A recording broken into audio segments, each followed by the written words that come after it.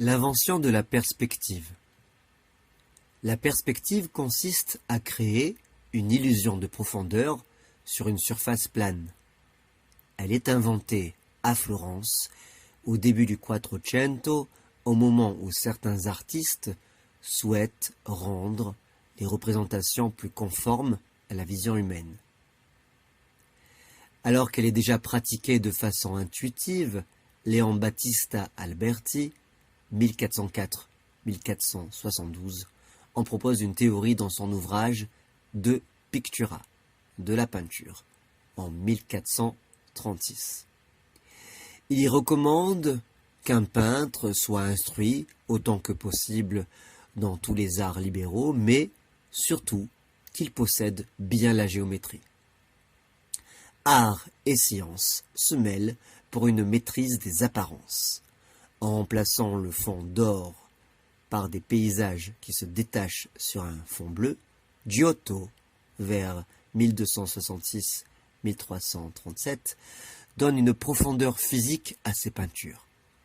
Dans son sillage, Maso di Banco, vers 1300-1348, invente des intérieurs cubiques qui accueillent des scènes religieuses. En ce début du Trecento, la perspective est encore balbutiante, comme le montre ce panneau. Les lignes obliques du sol et du plafond ne convergent pas encore vers un point de fuite unique. L'invention de la perspective mathématique s'est faite par étapes successives et ne sera théorisée qu'un siècle plus tard. L'histoire attribue à Donatello la première œuvre avec une perspective à point de fuite unique, un bas-relief représentant Saint-Georges et le dragon, vers 1415-1417, qui se trouve aujourd'hui à Florence. Le festin d'Hérodote, qu'il sculpte vers 1435, s'organise selon un point de fuite légèrement décentré sur la gauche, au niveau de la balustrade, au-dessus de la tête de la jeune femme qui tourne le dos au premier plan. Donatello parvient à donner une illusion de profondeur alors que son relief est peu épais.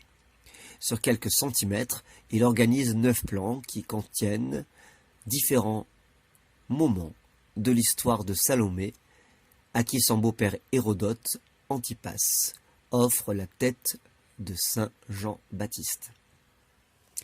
Filippo Brunelleschi serait à l'origine de la promotion de la perspective conique en 1425. Il aurait réalisé 2 expériences à l'origine de la théorisation géométrique de la perspective conique par Alberti dans son traité De Pictura.